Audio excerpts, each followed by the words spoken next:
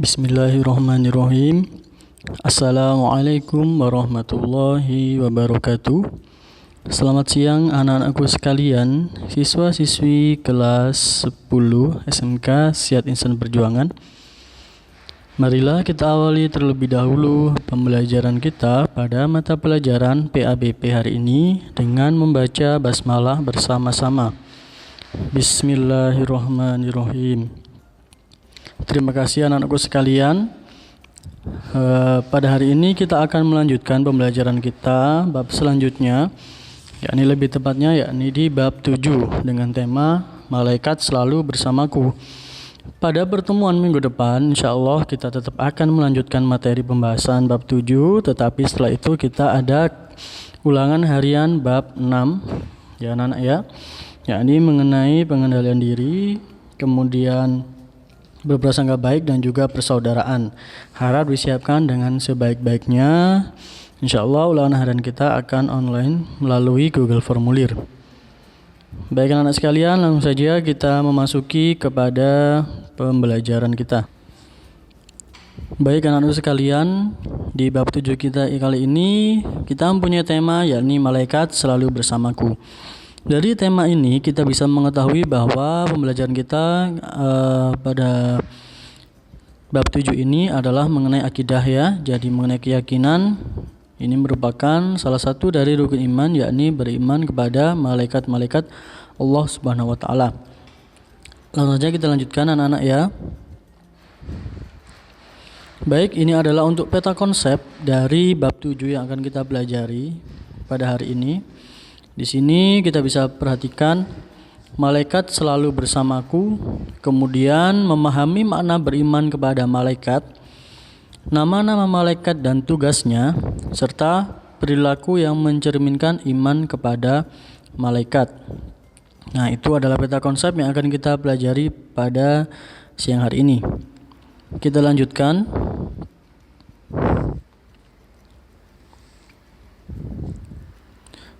Yang pertama adalah memahami makna iman kepada malaikat. Nah, sebenarnya untuk sebabnya ada memahami makna iman kepada malaikat dan juga tugas-tugasnya. Namun pada kesempatan kita kali ini akan kita bahas seputar makna iman kepada malaikat saja. Untuk tugas-tugasnya insyaallah kita lanjutkan minggu depan ya anak-anak ya. Baik, langsung saja kita memasuki pembahasan pengertian iman kepada malaikat. Iman secara bahasa, nanti sebelum kita bahas lebih dalam, di pembahasan kita nanti mengenai memahami makna iman kepada malaikat, ada pengertian iman kepada malaikat, kemudian hukum beriman kepada malaikat, kemudian penciptaan malaikat, perbedaan antara malaikat, manusia dan jin, dan juga jumlah malaikat. Nah, itu anak-anak untuk sebab yang akan kita bahas pada siang hari ini. Langsung saja kita memasuki kepada pembahasan, yakni pengertian iman. Mohon diperhatikan dengan sesama ya. Baik. Iman secara bahasa artinya percaya atau yakin. Iman dari segi istilah artinya meyakini setulus hati, yang mengakar kuat, mengucapkan dengan lisan dan mengamalkan dengan seluruh anggota badan. Itu anak-anak ya, pengertian dari iman. Jadi iman itu harus kita tunjukkan, bukan cuma lisan saja, tetapi juga dari hati, juga sangat mengakar. Kita meyakininya dengan sepenuh hati dan juga diamalkan dengan seluruh anggota badan. Itu baru kita bisa dikatakan sebagai orang yang yakin atau percaya dengan sebenar-benarnya. Berikutnya, menurut Muhammad Quraish Shihab, kata malaikat berasal dari bentuk jamak, berasal dari bahasa Arab yaitu malaikah ya, yang merupakan bentuk jamak dari kata malaka yang terambil dari kata la'aka yang berarti menyampaikan sesuatu. Jadi malak atau malaikat adalah makhluk yang menyampaikan sesuatu dari Allah Subhanahu wa taala. Menurut istilah, malaikat adalah makhluk gaib yang diciptakan oleh Allah Subhanahu wa taala dari cahaya sebagai utusan Allah Subhanahu wa taala yang taat, patuh serta tidak pernah membangkang terhadap perintah-perintahnya. Iman kepada malaikat adalah meyakini dengan sepenuh hati bahwa Allah Subhanahu wa taala menciptakan malaikat sebagai makhluk yang gaib yang diutus untuk melaksanakan perintahnya.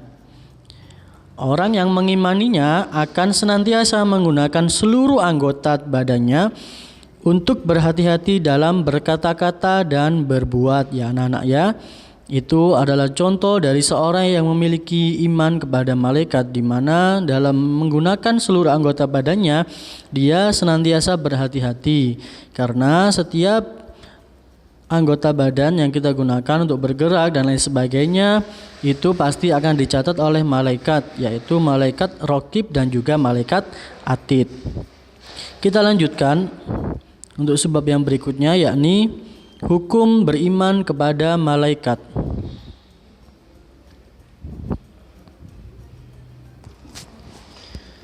Kita lanjutkan, yang berikutnya adalah hukum beriman kepada malaikat Allah Subhanahu wa taala. Kita ketahui bahwasanya beriman kepada malaikat-malaikat Allah Subhanahu wa taala merupakan salah satu dari keenam rukun iman, ya kan anak-anak ya. Oleh karena itu, hukum beriman kepada malaikat-malaikat Allah Subhanahu wa taala adalah fardhu ain, yakni setiap orang muslim, setiap orang mukmin atau mukminat, orang beriman laki-laki atau beriman perempuan, wajib untuk percaya dan beriman dengan adanya malaikat-malaikat Allah Subhanahu wa taala. Beriman kepada malaikat merupakan salah satu rukun iman selain iman kepada Allah Subhanahu wa taala, kitab-kitabnya, rasul-rasulnya, hari akhir, dan qada atau qadar. Hal ini berdasarkan pada beberapa sumber dari Al-Quran dan hadis sebagai berikut. Nah, anak-anak, kita ikuti bersama. Ini ada beberapa ayat Al-Quran dan juga hadis yang menjelaskan tentang kewajiban untuk beriman kepada malaikat Allah Subhanahu wa taala. Diperhatikan dengan seksama, ini saya bacakan, disimak dengan seksama di video ini. Diperhatikan ayatnya ya anak-anak ya. Ini pertama ini dalam Al-Qur'an surah Al-Baqarah surat kedua ayat 285. A'udzu billahi minasy syaithanir rajim. Bismillahirrahmanirrahim. Amanar rasulu bima unzila ilaihi mir rabbihi wal mu'minun. Kullun amana billahi wa malaikatihi wa kutubihi wa rusulihi la nufarriqu baina ahadin mir rusulihi wa qalu sami'na wa ata'na ghufranaka rabbana wa ilaikal masir. Shadaqallahul azim al-ayah, yang artinya Rasul Muhammad beriman kepada apa yang diturunkan kepadanya, yakni Al-Quran dari Tuhannya. Demikian pula orang-orang yang beriman, semua beriman kepada Allah, malaikat-malaikatnya, kitab-kitabnya, dan rasul-rasulnya. Mereka berkata, kami tidak membeda-bedakan seorang pun dari rasul-rasulnya. Dan mereka berkata, kami dengar dan kami taat. Ampunilah kami, ya Tuhan kami, dan kepadamu tempat kami kembali. Nah, anak-anak, itu adalah dalil beriman kepada malaikat dalam Al-Quran surah Al-Baqarah surat kedua ayat 225. Yang berikutnya adalah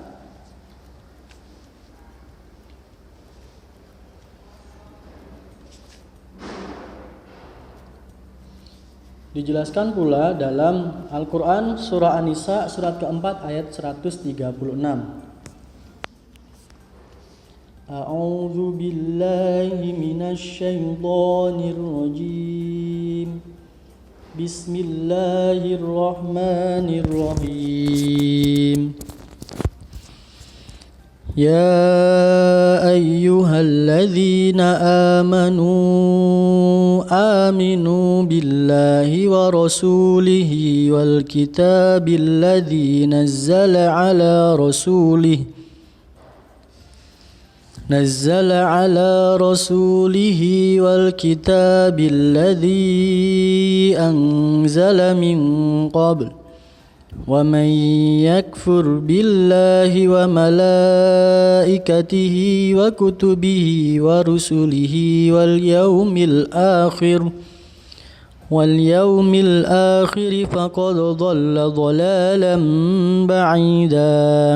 Shadaqallahu azim al-ayah, yang artinya, wahai orang-orang yang beriman, tetaplah beriman kepada Allah Subhanahu wa taala dan Rasul-Nya, yakni Muhammad sallallahu alaihi wasallam, dan kepada kitab Al-Qur'an yang diturunkan kepada Rasul-Nya serta kitab yang diturunkan sebelumnya.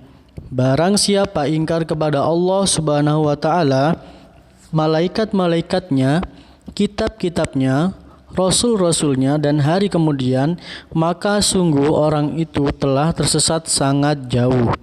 Nah, di dalam Al-Quran Surah An-Nisa tersebut dijelaskan bahwa jika seorang mengingkari Allah Subhanahu wa taala, kemudian malaikat, kitab-kitab dan rasul dan juga hari akhir, maka orang tersebut adalah orang yang tersesat sangat jauh. Oleh karena itu, kita juga mempunyai kewajiban atau diberikan kewajiban untuk senantiasa beriman kepada malaikat-malaikat Allah Subhanahu wa taala, sehingga kita tidak termasuk dalam golongan orang-orang yang tersesat sangat jauh. Kita lanjutkan untuk ayat yang berikutnya, maksud saya adalah hadis berikutnya, yakni hadis yang diriwayatkan oleh beliau Imam Bukhari dan juga Imam Muslim. Saya bacakan di sini ya. An Abi Hurairah radhiyallahu anhu anna Rasulullah sallallahu alaihi wasallam kana yawman barizan lin-nas idza atahu rajulun yamshi faqala ya Rasulullah mal iman qala al-imanu an tu'mina billahi wa malaikatihi wa rusulihi wa liqa'ihi wa tu'mina bil ba'tsil akhir. Al-hadis rawahu al-Bukhari wa Muslim, yang artinya diriwayatkan dari Abu Hurairah radhiyallahu an bahwa pada suatu hari Rasulullah shallallahu alaihi wasallam muncul di tengah orang banyak. Lalu beliau didatangi oleh seorang laki-laki. Orang itu bertanya, "Wahai Rasulullah sallallahu alaihi wasallam, apakah iman itu?" Beliau menjawab, "Iman adalah kamu harus percaya kepada Allah Subhanahu wa taala, malaikat-malaikatnya, kitab-kitabnya, pertemuan dengannya, rasul-rasulnya, dan hari kebangkitan di akhirat nanti." Hadis riwayat Bukhari dan Muslim. Nah, anak-anak, dari beberapa ayat, yaitu surah Al-Baqarah ayat 285, kemudian surah An-Nisa ayat 136, dan juga hadis yang diriwayatkan oleh Bukhari dan Muslim. Di situ kita bisa memperjelas bahwa hukum beriman kepada malaikat memang benar adanya, yaitu fardhu ain, yaitu diwajibkan terhadap setiap muslim laki-laki dan muslim perempuan untuk meyakini dengan adanya para malaikat-malaikat Allah Subhanahu wa taala, meskipun kita tidak bisa melihatnya secara kasat mata, tetapi kita sebagai orang Islam yang beriman sudah sewajarnya kita untuk meyakini dengan adanya para malaikat tersebut, meskipun kita tidak bisa melihatnya secara langsung. Kita lanjutkan pembahasan yang berikutnya adalah mengenai penciptaan malaikat. Mengingat sedikitnya pengetahuan yang dimiliki manusia, terutama berkaitan dengan hal-hal yang gaib, termasuk malaikat, sumber yang dapat dijadikan rujukan untuk mengetahui malaikat dengan berpedoman kepada Al-Quran dan hadis-hadis Rasulullah SAW. Kenapa demikian? Nah, karena tidak bisa pengetahuan manusia ini menjangkau hal-hal yang gaib, sehingga kita harus berpedoman kepada Al-Quran dan hadis sebagai orang yang beriman. Nah, dalam sebuah hadis Rasulullah SAW bersabda, An Aisyah radhiyallahu anhu qalat, qala Rasulullah sallallahu alaihi wasallam, khuliqatil malaikatu min nur wa khuliqal jannu min marijim min nar wa khuliqa adamu mimma wusifa lakum, rawahu Muslim. Yang artinya, dari Aisyah berkata, Rasulullah sallallahu alaihi wasallam bersabda, malaikat diciptakan dari cahaya, jin diciptakan dari api yang menyala-nyala, dan Adam diciptakan dari sesuatu yang telah disebutkan ciri-cirinya untuk kalian. Hadis riwayat Muslim. Keterangan yang lain tentang malaikat sebagaimana dijelaskan dalam Al-Quran surah Fatir, surat ke-35 ayat 1. A'udzu billahi minasy syaithanir rajim. Bismillahirrahmanirrahim. Alhamdulillahi fatiris samawati wal ardi ja'ilil malaikati rusulan uli ajnihatim masna wa thulatha wa ruba' yazidu fil khalqi ma yasha' innallaha ala kulli syai'in qadir. Shadaqallahul azim al-ayah. Artinya, segala puji bagi Allah Subhanahu wa taala, pencipta langit dan bumi, yang menjadikan malaikat sebagai utusan-utusan untuk mengurus berbagai macam urusan, yang mempunyai sayap, masing-masing ada yang 2, 3, dan 4. Allah Subhanahu wa taala menambahkan pada ciptaannya apa yang Dia kehendaki. Sungguh Allah Subhanahu wa taala Maha Kuasa atas segala sesuatu. Al-Qur'an surah Fatir surat ke-35 ayat pertama. Kita lanjutkan.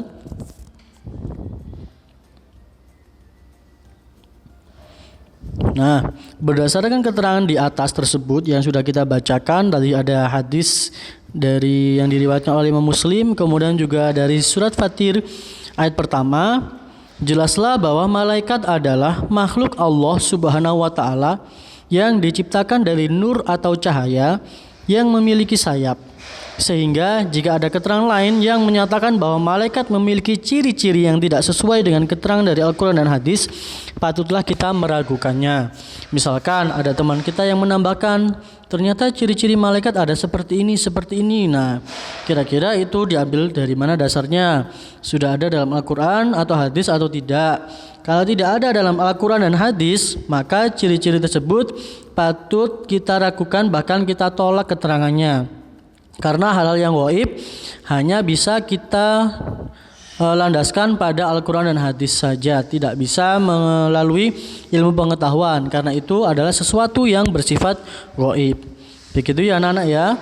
Baik, kita lanjutkan. Berikutnya adalah mengenai perbedaan antara malaikat, manusia, dan juga jin. Nah, tadi sudah dijelaskan juga dalam hadisnya Sayyidah Aisyah bahwa malaikat itu diciptakan dari cahaya, kemudian jin diciptakan dari api yang menyala-nyala, dan Adam diciptakan dari sesuatu yang telah disebutkan ciri-cirinya. Nah, itu adalah salah satu perbedaan malaikat, manusia, dan jin. Untuk perbedaannya yang lebih rinci lagi, kita perhatikan tabel berikut ini.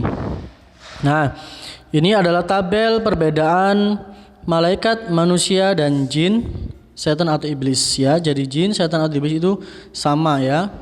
Nah, di sini malaikat gaib, manusia nyata, jin gaib. Nah, itu bisa kalian perhatikan di tabel ini ya. Tabel di sini sudah saya tayangkan, mulai dari sifatnya gaib, kemudian juga memiliki akal pikiran atau tidak.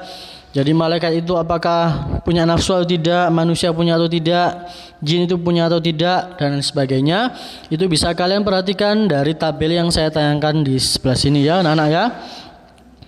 Baik anak-anak, saya kira untuk perjumpaan kita kali ini sudah selesai. Jangan lupa untuk minggu depan insya Allah akan kita adakan ulang harian bab 6 ya. Jadi dipersiapkan dengan sebaik-baiknya. Untuk tugas kalian pada hari ini, oh maaf ya, belum selesai ya. Jadi ini masih ada subbab berikutnya, yakni jumlah malaikat. Nah, ini diikuti ya anak-anak ya. Sebentar. Baik. Karena sifatnya gaib, berapa jumlah malaikat secara pasti atau terperinci sebagaimana manusia, hanya Allah Subhanahu wa taala dan Rasul-Nya yang mengetahui. Namun demikian, keterangan hadis berikut dapat memberikan penjelasan tentang banyaknya jumlah malaikat. Hadis berikut menggambarkan banyaknya jumlah malaikat. Perhatikan hadis dari Ali radhiyallahu an berikut ini. An Ali radhiyallahu anhu qala sami'tu Rasulullah sallallahu alaihi wasallam yaqulu man ata akhahul muslim a'idan masya fi khurafatil jannah hatta yajlisa fa idza jalasa ghammarathu rahmah fa in kana ghudwatan shalla alaihi sab'una alf malak hatta yumsiya wa in kana masa'an shalla alaihi sab'una alf malakin hatta yudbiha. Rawahu Ibnu Majah, yang artinya dari Ali beliau berkata, aku mendengar Rasulullah Shallallahu Alaihi Wasallam bersabda, barang siapa mengunjungi saudaranya sesama muslim, maka seakan ia berjalan di bawah pepohonan surga hingga ia duduk. Jika telah duduk, maka rahmat akan melingkupinya. Jika mengunjunginya di waktu pagi, maka 70.000 malaikat akan bersolawat kepadanya hingga sore hari. Dan jika ia mengunjunginya di waktu sore, maka 70.000 malaikat akan bersolawat kepadanya hingga pagi hari. Hadis riwayat Ibnu Majah. Banyaknya jumlah malaikat tersebut menggambarkan betapa maha kuasa Allah Subhanahu wa taala. Karena dengan jumlah malaikat yang demikian banyak, sangat mudah bagi Allah Subhanahu wa taala untuk mengetahui gerak-gerik serta tingkah laku manusia. Namun demikian, umat Islam diperintahkan untuk mengetahui dan mengimani 10 nama malaikat berikut tugasnya saja. Nama-nama malaikat tersebut diabadikan oleh Allah Subhanahu wa taala dalam Al-Qur'an serta hadis Rasulullah sallallahu alaihi wasallam. Nah, anak-anak, untuk nama malaikat dan tugasnya masing-masing akan kita lanjutkan pada perjumpaan kita minggu depan insyaallah ya. Baiklah, untuk tugas kalian silakan diperhatikan dengan seksama. Berikan 3 contoh sikap seorang yang beriman dengan adanya malaikat Allah Subhanahu wa taala. Sebutkan 3 saja contoh sikap seorang yang beriman dengan adanya malaikat Allah Subhanahu wa taala. Ditulis di buku tulis. Kemudian yang berikutnya adalah tuliskan perbedaan malaikat, manusia dan jin. Silakan ditulis menggunakan tabel yang rapi seperti yang sudah saya tampilkan di slide saya tadi anak-anak ya. Jadi tugasnya ada 2. Yang pertama, berikan 3 contoh sikap seorang yang beriman kepada Allah Subhanahu wa taala, beriman dengan adanya malaikat Allah Subhanahu wa taala. Yang kedua, tuliskan perbedaan malaikat, manusia dan jin secara lengkap sesuai tabel yang sudah saya sampaikan tadi. Baik anak-anak, untuk tugasnya silakan ditulis kemudian dikirim ke WhatsApp saya maksimal pukul 9 malam. Terima kasih untuk perhatiannya, tetap jaga kondisinya, tetap terapkan 3M, sering-sering mencuci tangan menggunakan sabun, mengenakan masker, kemudian juga menjaga jarak dimanapun kalian berada, istirahat yang cukup, konsumsi makanan dan minuman yang bergizi, kemudian jangan sering-sering begadang, kalau bisa tidurnya yang teratur juga, olahraga yang teratur juga, dan semoga wabah COVID-19 ini segera diangkat oleh Allah Subhanahu wa taala. Amin ya rabbal alamin. Marilah kita akhiri perjumpaan kita pada siang hari ini dengan membaca hamdalah bersama-sama. Alhamdulillahirabbil alamin. Terima kasih anak-anakku sekalian atas perhatiannya. Semoga bermanfaat. Kurang lebihnya saya mohon maaf. Wassalamualaikum warahmatullahi wabarakatuh.